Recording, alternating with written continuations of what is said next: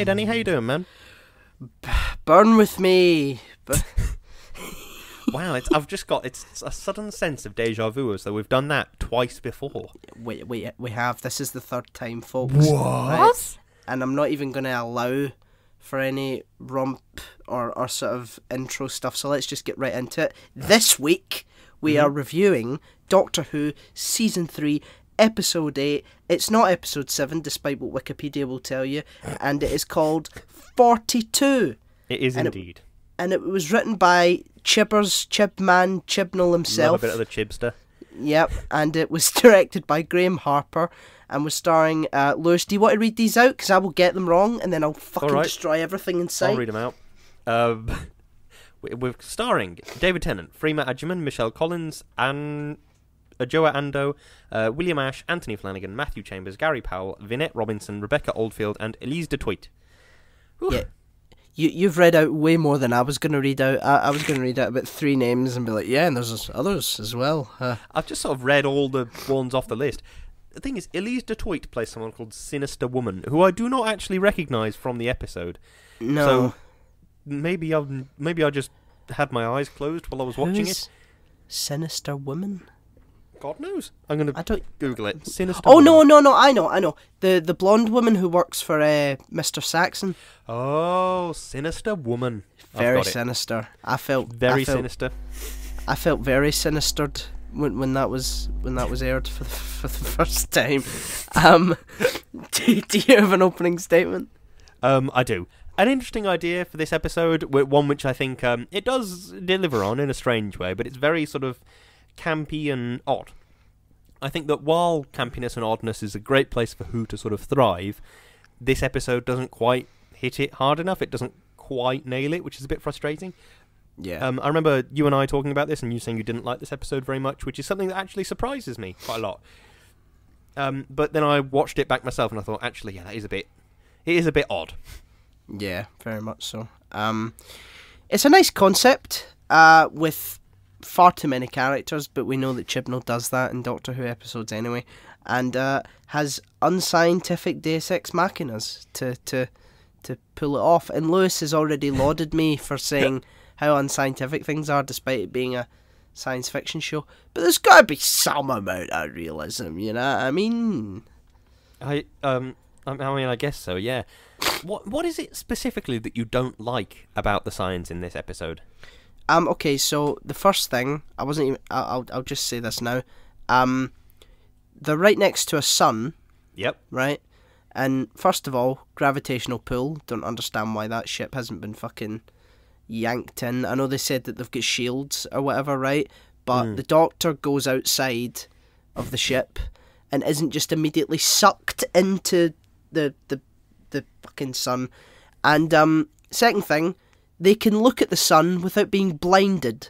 Oh, that's right? true, actually, yeah. So, I don't know about you, right? But see, when I'm at a sunny day at like Brighton or wherever, and I look up, I'm like, I need to get like cataract. I've got cataracts by the time I put my eyes down to my ice cream. You know, it's like, it's pretty severe.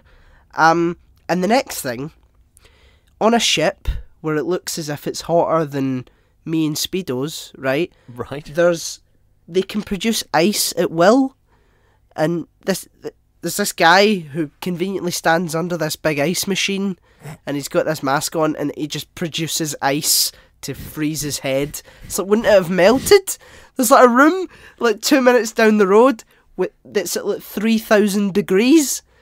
So does that not translate to some of the ice that you've got as the cooler's still working? You know? That's a good point, yeah. No, it's yeah, okay. I concede that you make an excellent point about the science being inconsistent.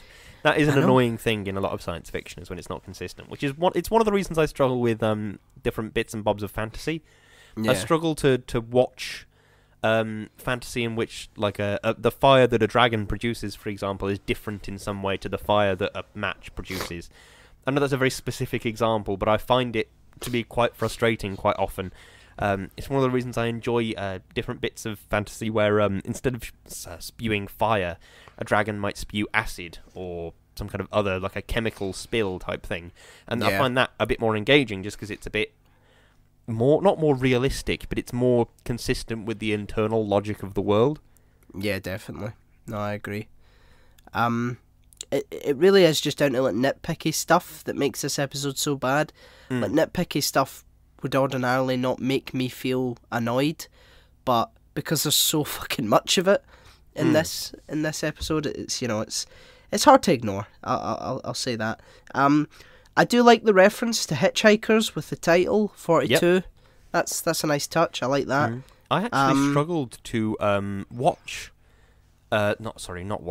read all of Hitchhiker's Guide.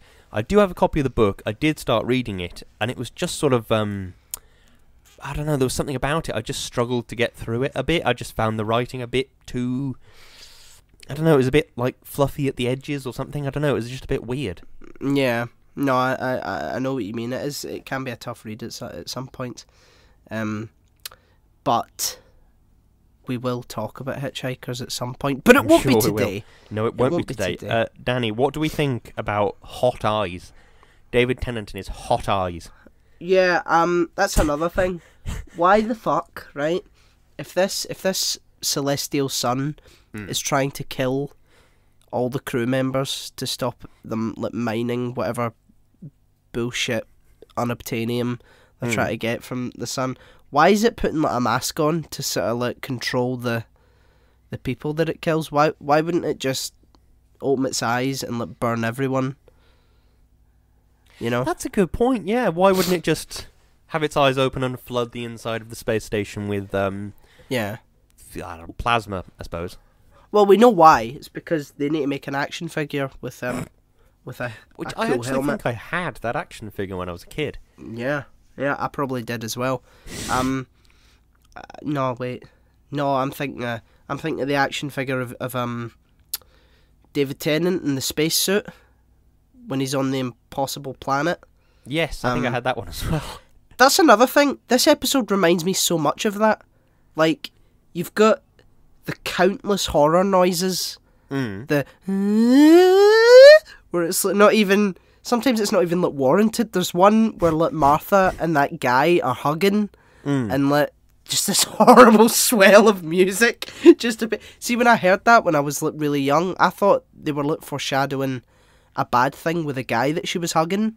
And I was like, oh, is he going to be a villain? No, it's just that every 5 minutes there's a and you get a lot of that at the Impossible Planet as well. You get the spacesuit that the Doctor wears. So is that in the same time zone? Well, we know what the answer is, don't we, Lewis? Mm-hmm. Yeah, they just had to. They didn't have any other spacesuits, so they used that one, and it makes sense because, like we said in the last episode, the sort of elevator that was used to go down. It was reused, so they're just reusing shit from series. Which I suppose makes a bit of sense in a funny way. That is something I didn't consider though. Is if these were set at the same time, then shouldn't why wouldn't you get the Ood to go and mine for whatever mineral it is on the planet? Why would you sort of? I suppose if it's a private sort of mining company, they might not afford to buy a load of Ood. I don't really know. And they're doing like illegal shit as well, aren't they? Could you tell an Ood to break the law? Would they? That's a good question. I suppose it depends. Like I don't know if it's. They are slaves, aren't they? So, but are they slaves as long as they obey the galactic law as well as your law? When you start thinking about it, it is deeply depressing. Both these and the house elves from Harry Potter. Somehow they managed to introduce like slave races, and that's just fine, which is kind of chilling, really. Yeah. Because, I mean, thankfully, they managed to essentially write out the Ood and say, okay, no, now everything's back to normal, everything's hunky dory. We're all the Ood are back and chilling out and having a telepathic sing song and all the rest of it. So that's a tiny mercy at the very least. But the house elves is something I've always struggled with because they are sort of, it's the way they speak and the way they talk with one another. It's always very like they've been conditioned. They've been conditioned to love this bizarre sort of slave labour they find themselves in. It's horrible. Yeah, no, it definitely is. But I mean, luckily we get a big Ood revolution next season, so that'll be good to talk about. Which is one of my favourite episodes, those ones. Yeah, it's really sweet and sad and tragic and says a lot about it. We live in a society. Yeah. We do live in a society. This is true. Yeah. I'm gonna get into some nitpicking now, if that's okay with everyone. Of course it is. Amazing. Okay, so the humans in the future can read the word Elvis, but not the word Beatle. That's a good point. Because Beetle, I suppose maybe because Beetle is a pun, but then they would still be aware of the existence of Beetles the insect, presumably, and the phrase... Are beetles extinct? Maybe? They can't be. I suppose maybe these humans have never been to Earth. Yeah, maybe. Maybe Earth is the only planet with beetles. But then, maybe they're humanoid. Chantho, she's kind of beetle-y, isn't she? Yeah, but that's at the end of the universe, I guess. Oh, that's true. Yeah, that's in a trillion years.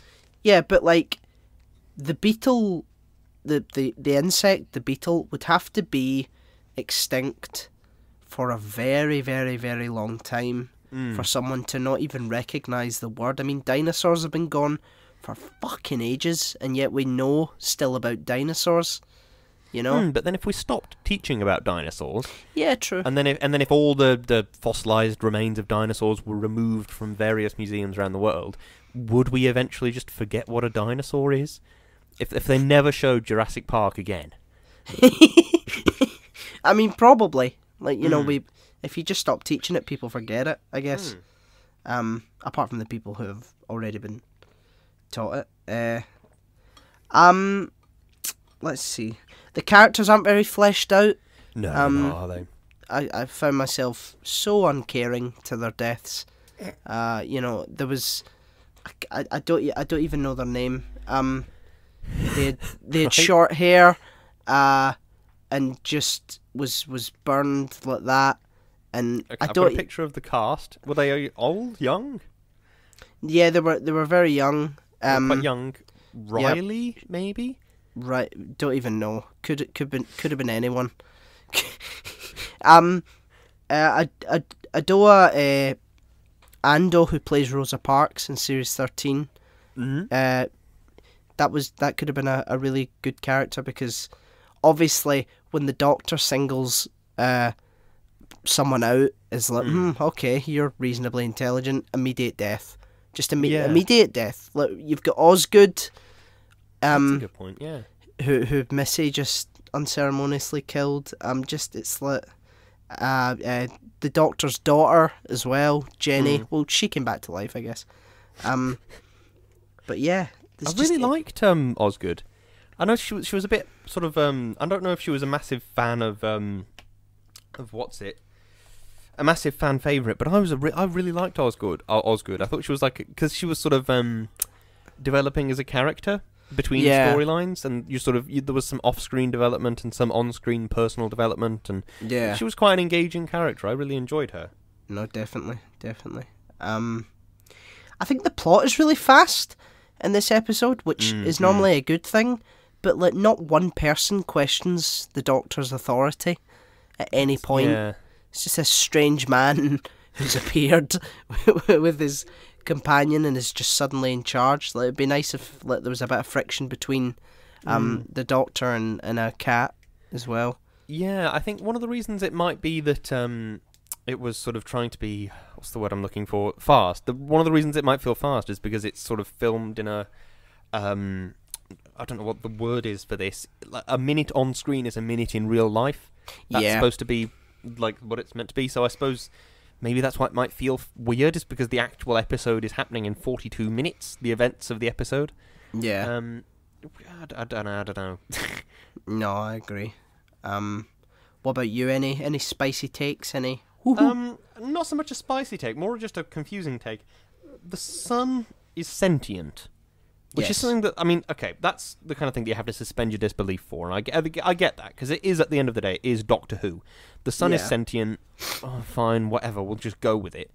Sapient, not sentient. I do not care enough to learn the difference between those words. I'm gonna search it right now. For those of you that don't know, we have patrons in the Discord right now. Yes, I didn't just pull that out my arse. That was actually one of our patrons that told me that. Yeah, so it's nice to have them to correct us and to tell us to shut up. You don't know what you're talking about. Possessing or expressing great wisdom. Okay, is that sapient? That's what sapient means. Okay, so what does sentient mean? Because that's how I would have described sentient. Yeah. Able to perceive or feel things. So maybe it's both then. Sentient is like animals, sapient is like humans. But yeah, but I would argue the sun is like both of those things though, because it can sense that a bit of it has been scooped into the ship, and it can sense things around it. And when it's possessing some of the people on the ship, it can clearly see and hear and interact with sort of objects in real life. So I would argue it's both of those things. Yeah. Yeah, maybe. But yeah, I do think the sentient sun is, like I say, it's one of those things you have to suspend your disbelief for, but it's also a bit weird. I don't really get it or like it. It's the kind of thing that I struggle with it because I struggle to see how evolution would have taken it down that path. I struggle to see... That's one of the reasons I struggle with dragons, is I struggle to see how evolution would have taken something down a path where it can breathe fire. Where would that evolutionary advantage have come from? Where would the evolutionary advantage have come from to be a sun? Did something bestow consciousness upon this sun, or was it always conscious? Is it impossibly old? Like, our sun is billions and billions of years old and will live for billions and billions of years. So, yeah, is it impossibly old? Do you know what I mean? Yeah, exactly. I mean, it's like I don't even know how it would begin to evolve that way. I mean, I suppose it's like all evolution, sort of circumstance, and then was there a sort of race of sentient sons, or sorry, sapient sons, Dougie, that had to fight for supremacy. I don't. And then this is the only one left. I don't know. Or maybe this was just a guy, and then they nuked him with enough anger that he became a sun. He was bitten. He was bitten by a nuclear bomb, and he was bitten by a reverse vampire, and instead of being afraid of sunlight, he just absorbed all of it until he was a sun. He was bitten. He was bitten by Bruce Banner, and gamma radiation turned him into a sun. Perfect. Amazing. I've just realised, in Rings of Akaten, isn't that a sentient sun as well? Because it's got that big face in it. So maybe there is a race of sentient suns in Doctor Who. Maybe so. Maybe. Ooh. I'm running out of shit. One thing I noticed, right? Okay, so follow me here, right? So they sent out a distress signal, right? Yes. And no one answered, or they weren't close enough to get a distress signal to someone. Mm-hmm. But they flew away just a little bit, and then released an official mayday, and then the authorities were on their way. So That's a good point. Yeah. Why wouldn't you do that like immediately? Why would you? Do they not answer? Like, maybe the authorities are like discriminatory to sentient suns. Maybe. And they're like, nah, man, we're not touching that. That's just a sapient sun. We're not touching that. No way. Yeah. So whoa, wait a minute. Is it sentient or is it sapient? And they're like, I think it might be sapient. Get to fuck you. I don't know. But yeah, space police being so incredibly aggressive and harsh to people on the space phone with them. Is that sun sapient or sentient? I don't know the difference. You thick cunt. Why the hell are you trying to call the police? First they destroyed the Beatles, and then they came for the sentient suns. I don't know. Maybe they did try to destroy the Beatles. Maybe, but Elvis was allowed to stay because the guy pronounces that perfectly. Like, I thought it was like something to do with the TARDIS translational thing, and then I thought, but then I thought, no, he can read all the other English words. So I don't know. Why would he be able to pronounce Elvis? If he didn't... It's not a real word, is it? That's the problem. No. Somebody's made Elvis up. Somebody's made Lewis and Danny up, but and Beatles Elvis and Beatles, I suppose. Yeah, Elvis. Name meaning. English baby names. Meaning of the name Elvis is elf-wise friend, made famous by the Elvis. Oh. It's a male name. It's an anglicisation of the Irish name of Saint Ailbe. I can't. Oh. It was a tiny, tiny font. Yeah, Saint Ailbe or Ailbe. I'm not entirely sure. Well, there However, you go. Ailbe may be a Gaelicisation of an ancient British name such as... Oh, Jesus, this is too many consonants. Ilfiu or Ilfu. And the saint was also a popular figure in medieval Wales where he was claimed to be of an ancient British origin. Oh. Right. So there's an obscure... Can I see it? My family are Welsh. You can if you want. EILFYW or EILFW, which is a bit bizarre. Yeah. That's... I mean... Apparently, yeah, Elvis... L2? L2. Do you know what I've just realised as well? Oh, Elfu, okay. They made up this pub quiz. Oh my They god, said that. Yeah. Yeah, we got drunk and we made up this pub quiz. But they can't pronounce the questions that they come up with. Apparently not. Oh, So, wait. well, actually, they did say they changed the crew. So remember, the old crew was like one of the foremost. It was one of the most knowledgeable people in the world about 20th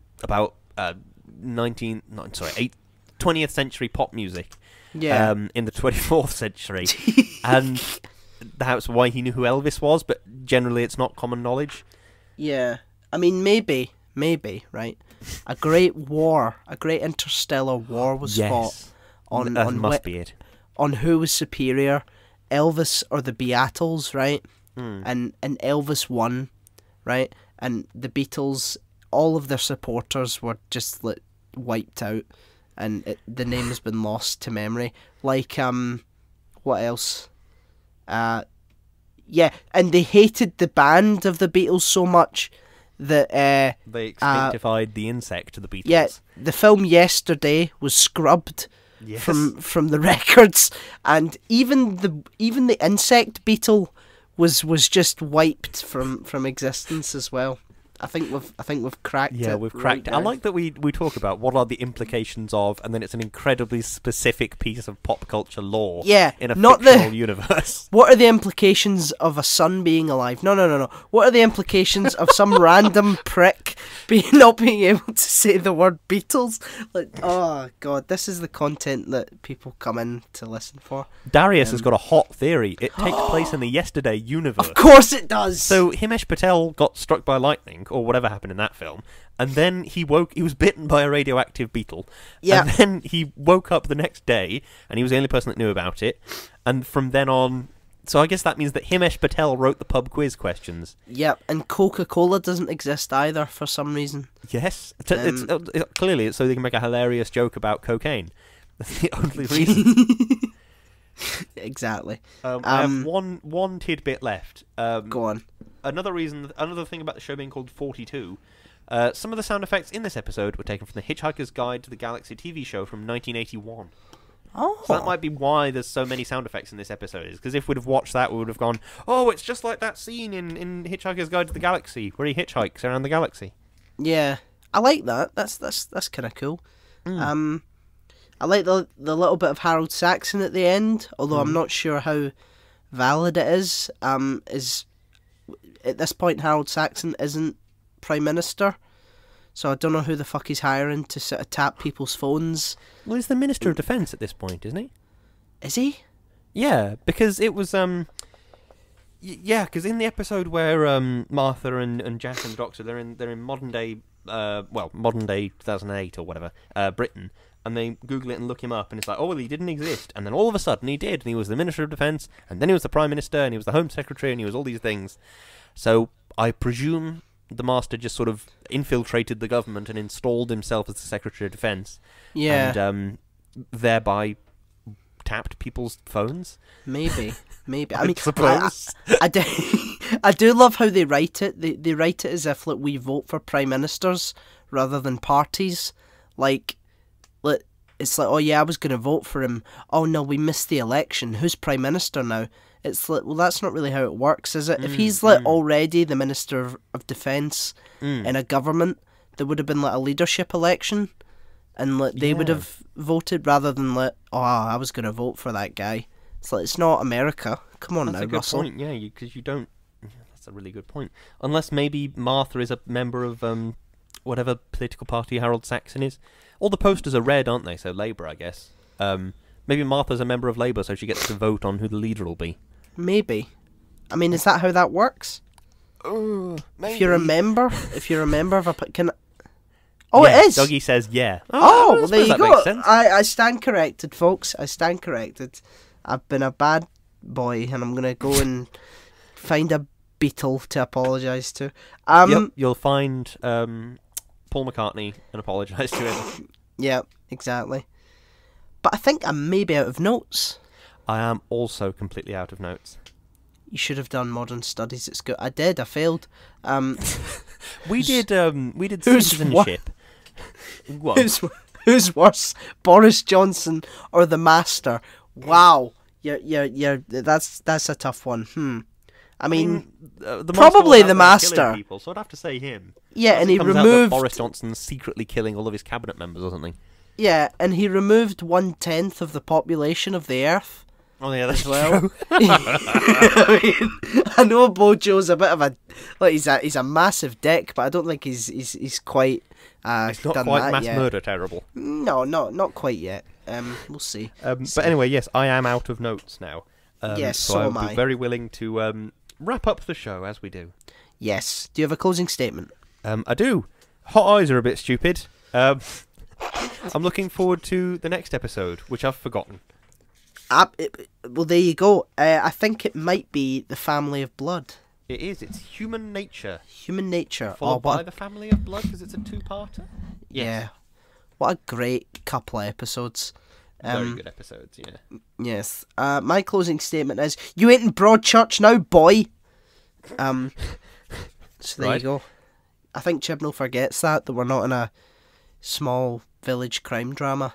I could see it in this episode that he was desperate for there to be a community meeting about who destroyed the engine, and wee Doris comes up and is like, I don't know, it was probably that. Yeah. But anyway. I think there actually was in Aliens, wasn't there? They all got together because they were like, oh, we've just woken up from hypersleep. Maybe there's a cheeky alien hiding around. I really don't know. That is true.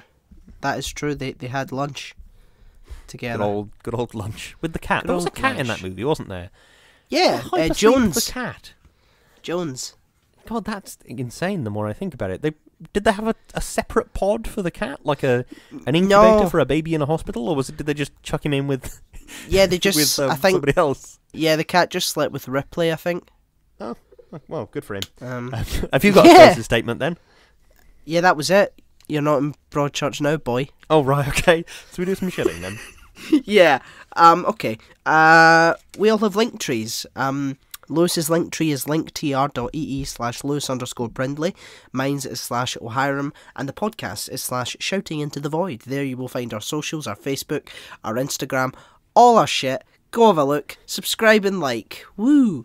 We have a PayPal donate button, so anything you can spare, anything at all would be greatly, greatly appreciated. And we also have Patreon. And we have many of our patrons in the Discord right now, chatting away, singing songs and holding hands. And we'd like to take the opportunity, as we do every single week, to thank our wonderful, wonderful patrons. Chloe, Thank you. Darius, Thank you. Peter, Thank you. Aditya, Thank you. Natalie, Thank you. and Dougie. Thank you, one and all. You make the show possible, and you allow us to keeping on with the podcast as we do, and doing stuff and all the rest of it. So thank you very much for your continued support. Yes, thank you. We also have merch on Teespring and Redbubble. We sell tote bags, jumpers, stickers, mugs, stickers, loads of stuff. Go get yourself something nice. Christmas is almost here. It is. This is true. It's getting closer every time I say it. So there you go. And last but certainly not least, we are partnered with an amazing company called Number 12 Crochet Avenue, and Lewis is going to say some wonderful things about them, all of which are true. Indeed I am. Number 12, Crochet Avenue, is a wonderful company run by my wonderful wife in which they crochet, and they're very, very good at it. And if you would like to see all the latest happenings and exciting things that are going on, you can go to number 12 Crochet Avenue on Instagram. You can check out what's going on over there and bless your Instagram feed with some wonderfully aesthetically beautiful content. Thank you and good night. I never quite know how to end those. I know that's a terrible way to end them, but, you know, we're... It's alright, bud. We'll get there one day. Yeah, so that's Doctor Who, 42. And I've got a stone in my shoe. I just had to rhyme it to a comedy comes in threes. But yeah, I think that's us. I also believe it's us. How Yes. exciting is that? Amazing. Well, we will see you, hear you, smell you, feed you to a sapient or sentient son next time. Indeed we will. Thank you very much for listening, and goodbye. Goodbye.